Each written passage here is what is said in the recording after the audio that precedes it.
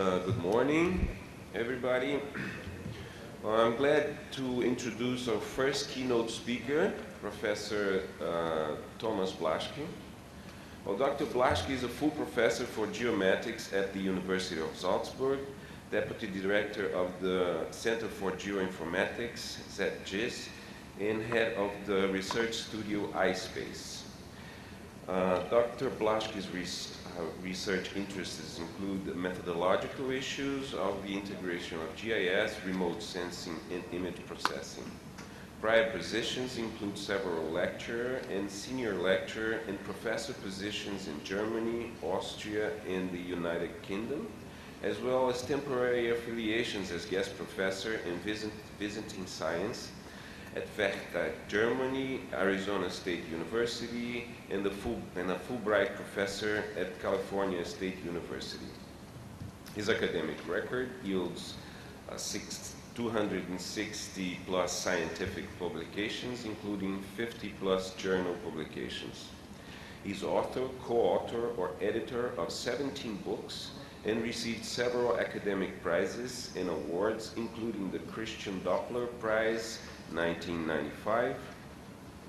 He has been the project leader in various international and national research projects and serves on various editing boards of international journals, conference committees, and for a dozen national research councils. So please welcome Professor Thomas Blaschke.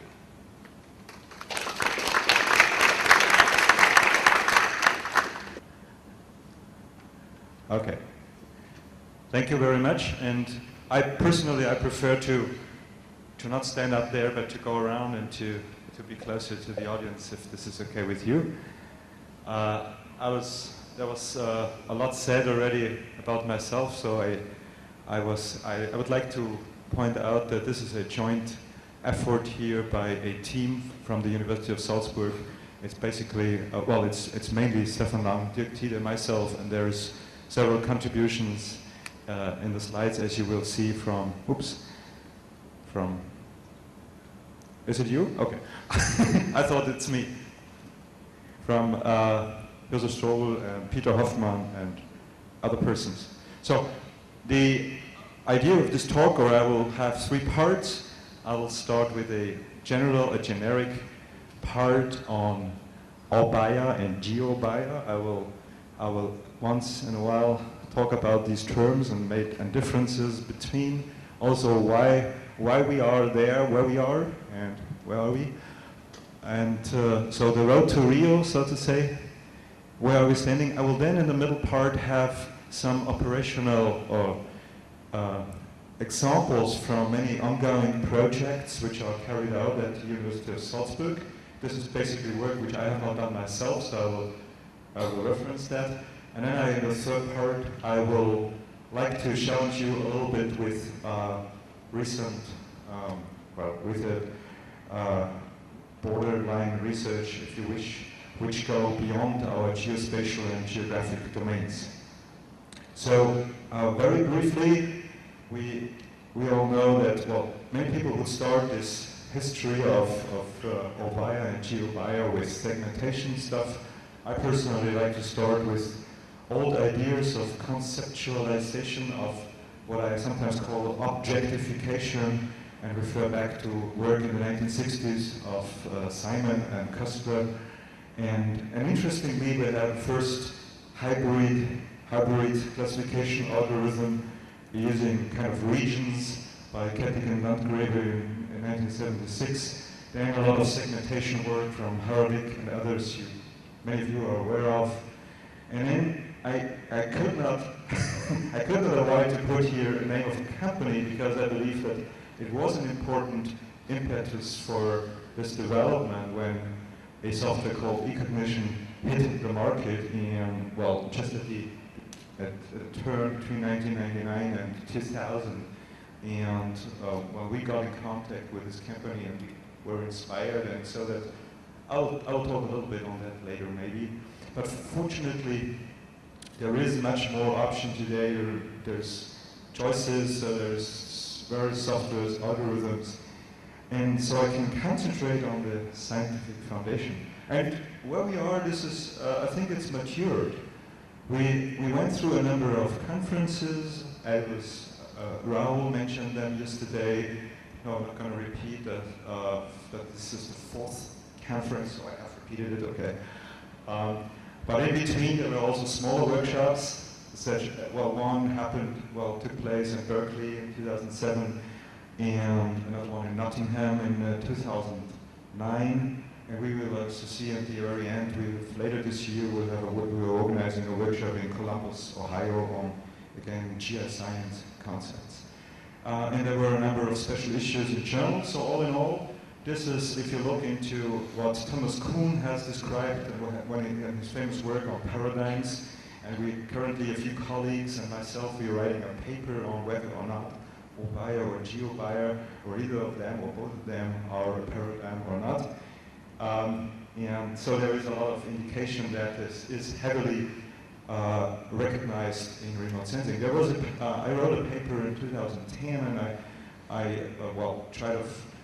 basically looked into the literature, and you could see this is on the y-axis simply the number of citations, how often a particular paper or the sum of all papers would be referenced in other publications, and so around the year 2003, there's a sharp increase, and in some recent work, we looked into how often, according to the ISI Web of Knowledge and Google Scholar, you may recognize some articles here which you know, and Google Scholar always delivers higher. Let's see if this. I have a problem with this laser pointer. You need to have. Oh, here it is. Okay. So there are some articles which reach around 700 to 800 citations in Google Scholar, and between 100 and up to 425 citations in the ISI Web of Knowledge. But all in all, I compared that for the GI Science Conference, which is later this year in, as I said, Columbus, Ohio. I compared that to GI Science, and surprisingly, there is much more citations if you search for object-based image analysis in all versions, if you do a fuzzy search on that, as compared to GI Science or Geographical Information Science. So that was something which surprised me a little. Okay, at this point, but you're an expert audience, so I was wondering if we should do that. But I do that for one reason.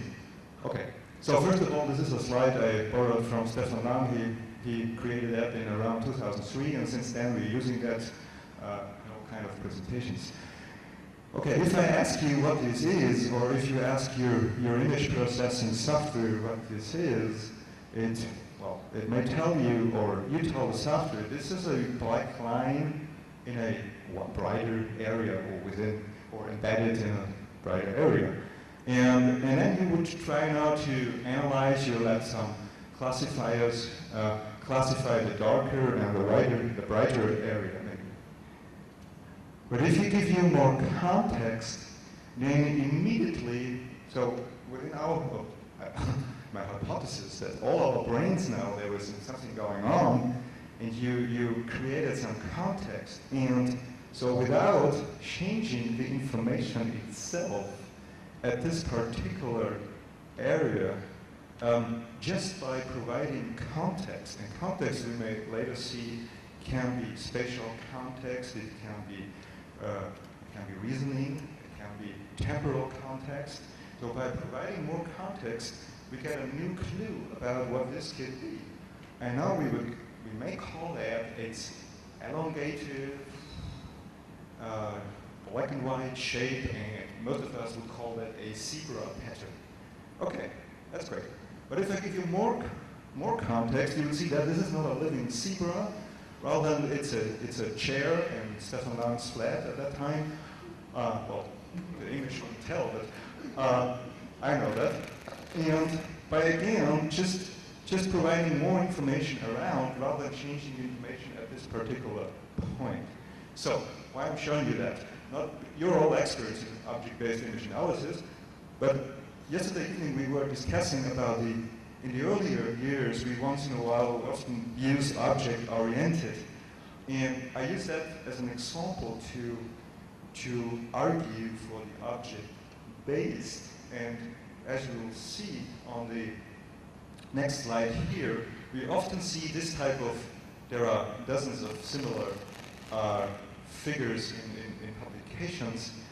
And the object-based here, you may think of that it is spatially and hierarchically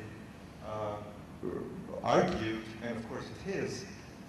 But I will show you on the next slides that I believe that we have to, it's more about objects and what I sometimes call objectification of instances, and therefore we move more and more into, well, this is the classic view, object-based image analysis, and I again apologize at this point to not say geographic object-based image analysis, is somehow the combination of GIS methods. Okay, I give up this laser pointer with my nails. Oh, okay, here it is. It's remote sensing concepts, it's proximity, neighborhood, distance, classic GIS concepts. But it is, if you think of objects, and I was tempted to animate that. Somebody's eating that up, right? But I thought this is a serious presentation, and I shouldn't do that. So, okay. But you may think this is a temporal object. It is somehow spatial. It's not necessarily geospatial, but it is. And there is this discussion in geoscience, or there is a lot of background on fiat and bona fide objects existing without our existence and appreciation. But I would also say that some objects only consist because of their underlying constituents, whereas other objects may be like a single part. And we see more and more a combination of where many of us came from. It's a geoinformation world. It's originally points, lines, polygons, rasters, right? And cognitive science. If we want to describe something in a way that which is transferable and repeatable, or transferable with rule sets, as we'll see in a minute, then we first have to somehow step away from our geospatial domain, and we need to bridge our work, and we should really read some original literature in cognitive science, where people would have methodologies for decades to like this single example here from Levinson, where they describe how to describe there is a kind of intrinsic relationship, like a man standing in front of the house, or left of the house, or it's north of the house, etc. And you would probably expect those type of methodologies in geospatial literature. But interestingly, there is a lot of work in social science literature, generally speaking. So my claim is that we need to obey that once we go into ontologies. You will see on some slides I have the word ontologies, and I refer here very much also to the work of Peter Hoffmann and the group at the Austrian Academy of Sciences, also in Salzburg, where when it now comes to our geospatial world and our rule sets, we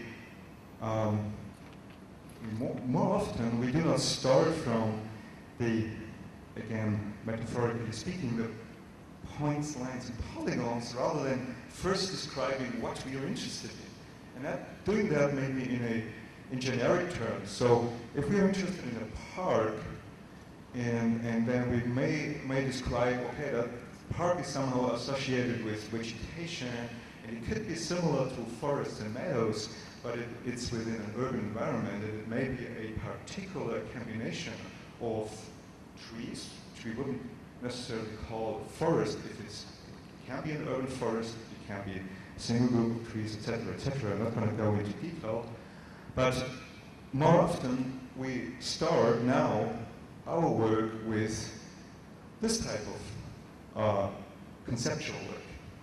And if you do so, or I personally believe that this is a good idea to do so, because it then, at least theoretically, shouldn't make a difference whether you then use software like Envy, which we have seen yesterday, or eCognition, or Erda's Imagine, Expert Classifier, or other software I may not be aware of, or your own algorithms, whatever.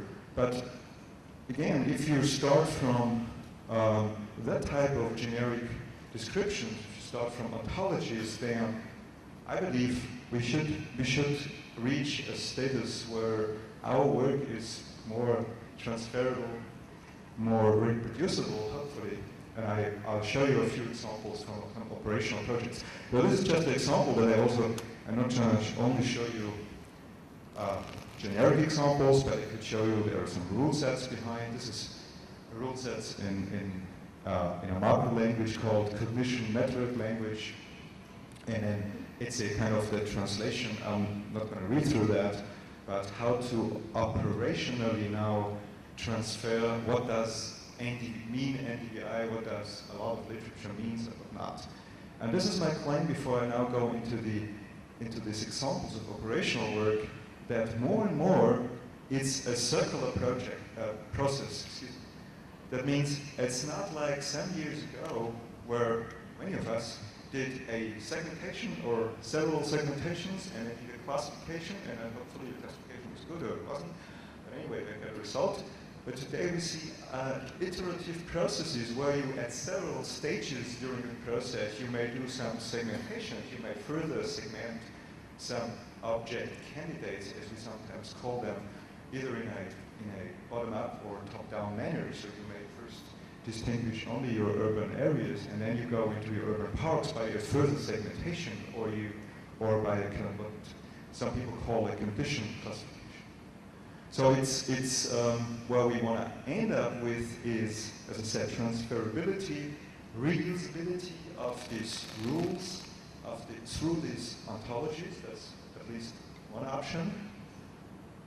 And so there is more and more work which indicates that if you go along that path, that it may be transferable. And I show you now, and I apologize, it will be a little bit fast, so it's a colorful, like a video. I show you next 20 slides some nice pictures from what a group at the University of Salzburg, spearheaded by Stefan Lange and Dirk Tiede and some 15 other colleagues, have achieved in various operational projects. And this example are all taken from crisis management and disaster management, where originally it was only in his research, but it reaches an operational stage where institutions such as, you may recognize here some of these institutions like ZKI at DLR, or CERTIT in France, or UNOSAT. These are organizations who all have a 24/7 mode. We at the university usually don't have that, so we typically cooperate with those institutions, or in particular instances we develop methods, etc. And I show some examples. I left out the flooding and tsunami examples, so I show you just a few slides from Dirk Tiede about this work on the Haiti earthquake, and some slides on refugee camp and IDP camp monitoring in Africa. So the first example was that of the earthquake in Haiti. In this case, there was one, they concentrated on Carrefour, that's outside, that's west of Port-au-Prince. And there was operational request by United Nations Division of Field Support and Spanish Red Cross, and some researchers developed an operational method within a very short time to only based on the shadows of buildings pre and after the earthquake, and through that relatively, well, I would expect it's basically an indicator. It's typically not a quantitative parameter, but they could relatively well distinguish or delineate the damages at Carrefour. So again, I keep that short, and there is a publication in photogrammetric engineering and remote sensing which describes this method. Interestingly, they used an object linking approach because the problem was that they couldn't perfectly co-register the images, and so they used an interesting algorithm which would this object linking is you're using like a GIS-based logic. You're looking for, could that be the same shade, and if so, and you give a tolerance between those two images, and you kind of snap in that. So that was, but this is explained in this paper if you're interested. Oh, here it's explained. It would really match those different shapes together. Also, they are displaced by a few meters, and it would say, oh, hold on, there's a difference. It's not only the displacement, but there is a difference in this shape, so something happened here.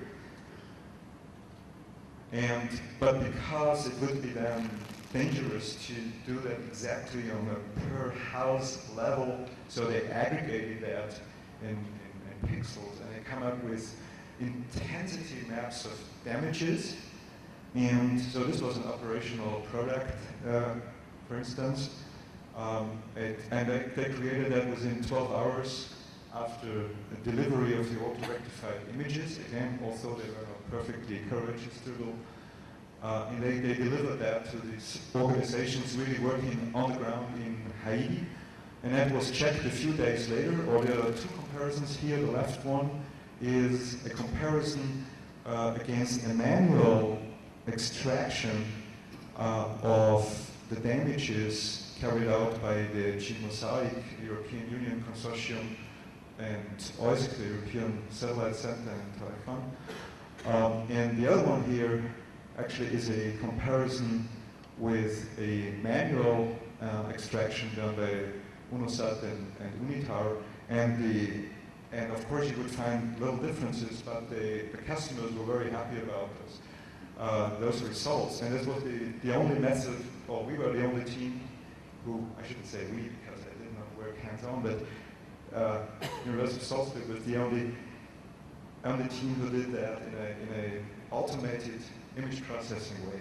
And I could show you now a dozen other examples where we did operational automated processing requests for organizations such as Médecins Sans Frontières, Doctors Without Borders, OIFOR, European, also several DG Relics, several European agencies or NGOs in Chad, Somalia, Tanzania.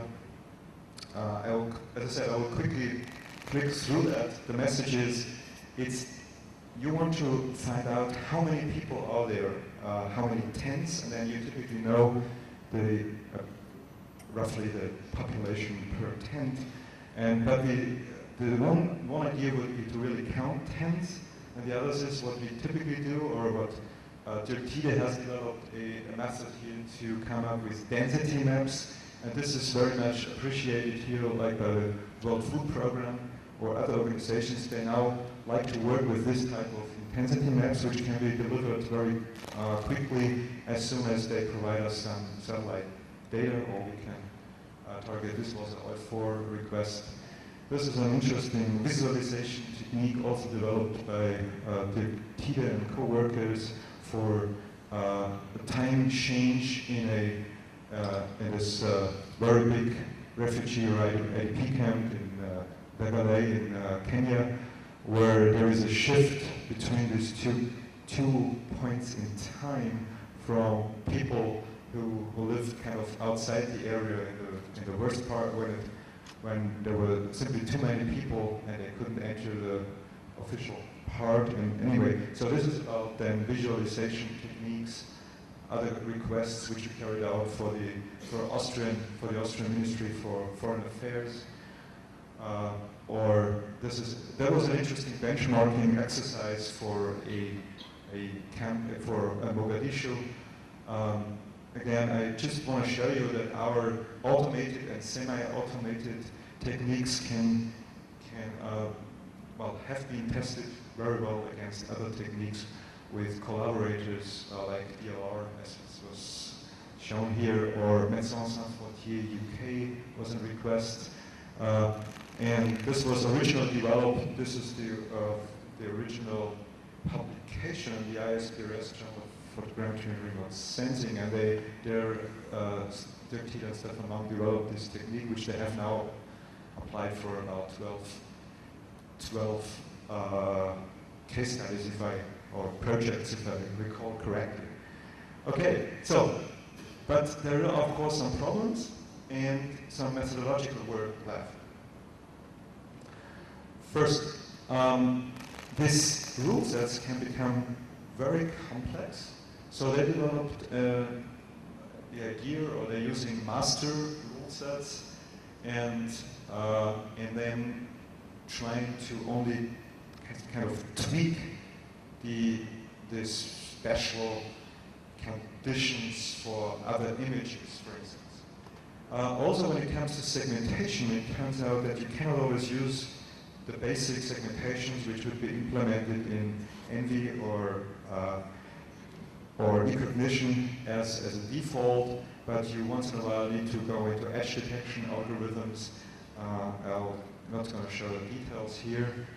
And what also turned out is that in these classifications, they try to avoid as much as possible using absolute spectral characteristics rather than relative. And this is why these rules have become so complex. They are several pages long if you print them, for instance. But you would really try to refer to brighter dwellings compared to the neighborhood, etc., rather than to the absolute spectral characteristics of the dwellings. That's this. So I would conclude that we are pretty close to operational, semi-automated techniques. There is always room for improvement, and in many cases it also makes sense to manually do something, but particularly if the situation is not too complex, there are now good workflows to, in very reasonable time, to carry out such semi-automated or automated analysis. But so there are many challenges which remain, and I refer here to a keynote talk Stefan Lang gave at this object-based landscape analysis workshop in Nottingham, because I find that they're all still valid. So I'm not going to read all of them, but I think particularly the last two, so accuracy, OBIA-specific accuracy assessment, OBIA-specific change assessment.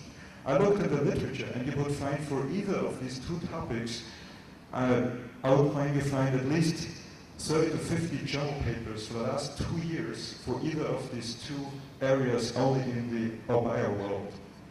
And where you find maybe a little bit less is when what Stefan Lang calls here addressing the user needs and policies, and he's talking about conditioned information that says basically that a particular land use processor would not necessarily mean the same in one context or for the one customer or for the other. Okay, so this was the operation part, and I'm now going into this discussion OBIA, GEOBIA, and this interdisciplinarity which I put in the abstract. So OBIA is developing fast, and I use OBIA, the word term OBIA, typically when it refers to generic methods and methodologies. In GEOBIA, when it refers to geospatial or geographic domains. And I have some examples which should illustrate you that we transfer now the knowledge into domains which are not geospatial. So this is work carried out here by the group of Robert Marschallinger and Peter Hoffmann, who is here, and other people. So they joined forces with, well, this is first example is in paleontology. So they have CT scans and they're interested in fossil mammals. And this is just the teeth of a small fossil mammal, and they're using OBIA methods to analyze the teeth, for instance. Or they're going into petrographic micrographs and using again scans. I don't know much about this work, so I couldn't really tell you what the colors mean and what. Well, I know what epidote is. Just remember, but I don't know the other quartz, but I don't know all of them. Anyway, it should tell you that they're using this, what I call objectification. They're using that also for completely different domains, or they're using it in cell biology.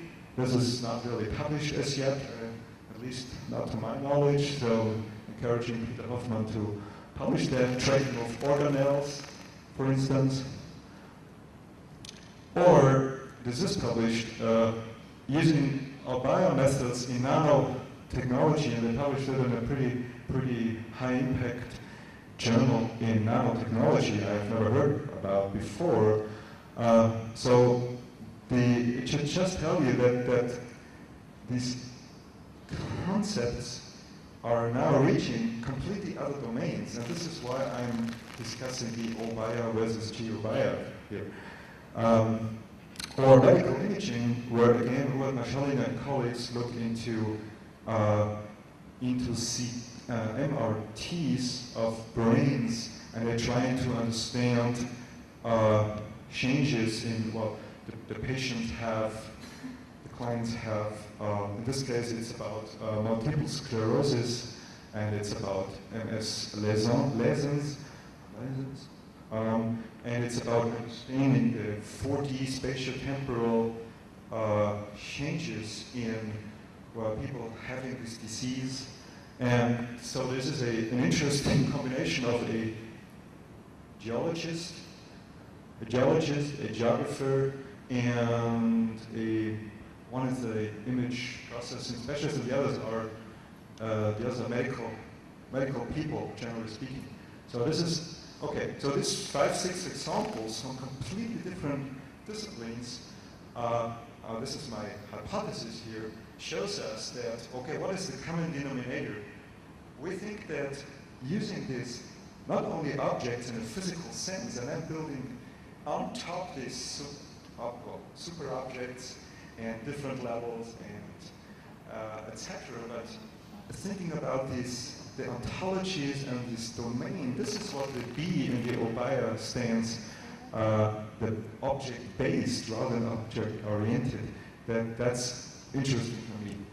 And so we may discuss, if there is some time after my talk, if for the geographic object-based image analysis, is the landscape level or the geographic level or the geospatial domain, is this specific, or is, if you try to understand landscapes and come up with patches, is this something different from understanding medical images? And if so, what's the speciality of the geo?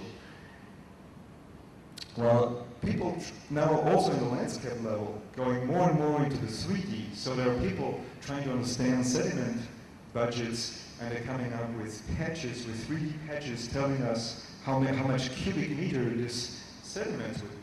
And I see that somehow similar to what I showed you before in medical imaging, or and here to contrast, I'm now pretty much at the end of the talk, so I try to contrast here what is the common denominator between IDP camps, refugee camps. I showed you crime analysis. I didn't show you, but I can show you now here. I can show this image, but this is some burglaries in Vienna.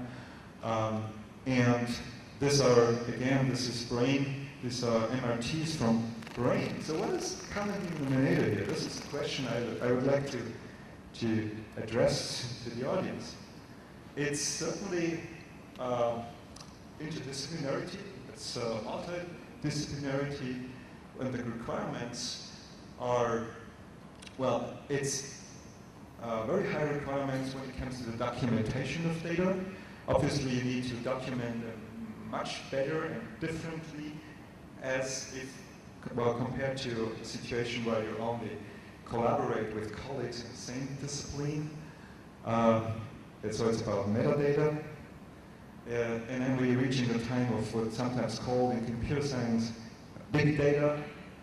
Anyway, and just to kind of raise questions, so I had from a completely different paper, which I basically do in my second part of my life, which is in industry, heading that research group called iSpace.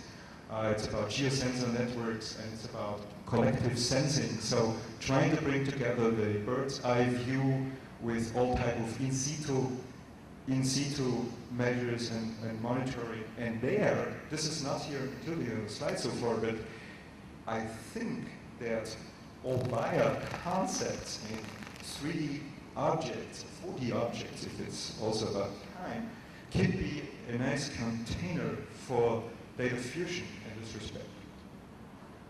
So, to summarize or to come to, well, to name some of the still research question and key research areas, it's certainly information integration. There's many multis here. It's multi-source, multidisciplinary, multitemporal, and multilingual, etc. It's about space-time analysis, where GI science is at the moment doing making a lot of progress in concepts for handling spatial temporal objects in geodatabases. But it's also about visualization concepts, particularly of abstract concepts of space, which I didn't went into. If you want to express something like quality of life or vulnerability units, then you may also need some other or new ways to visually communicate your results. Of course, you also need some computational infrastructures, but I did not focus on that here. But you may also need some trust or reputation and quality models for contributed or distributed information, and particularly when it comes to services. We increasingly talk about service infrastructures, and the results here, and also the OBIA analysis could increasingly be seen as services. And then, of course, policy support or governance and ethics had to convey the results. That is also a research field of the future. And if you're interested in trying to interactively develop a solution to that, somehow we will have a one-day workshop at this geoscience conference in Columbus, Ohio. I brought a few leaflets here, and I'm making some advertisement here for this workshop. And so, all in all, I have many slides. I stayed in time, and I want to thank very much, first of all, my collaborators who provided me with most of the slides. I want to thank the organizing committee, particularly Raul and Luzon, for inviting me here, for getting me here. And I thank you very much for having the opportunity to give the first speech here. And I hope I didn't. We will now see that Christian Hedke and myself, we have sometimes different views, so I'm very much looking forward to his view. And again, thank you very much for having the opportunity to be the first speaker here. Thank you.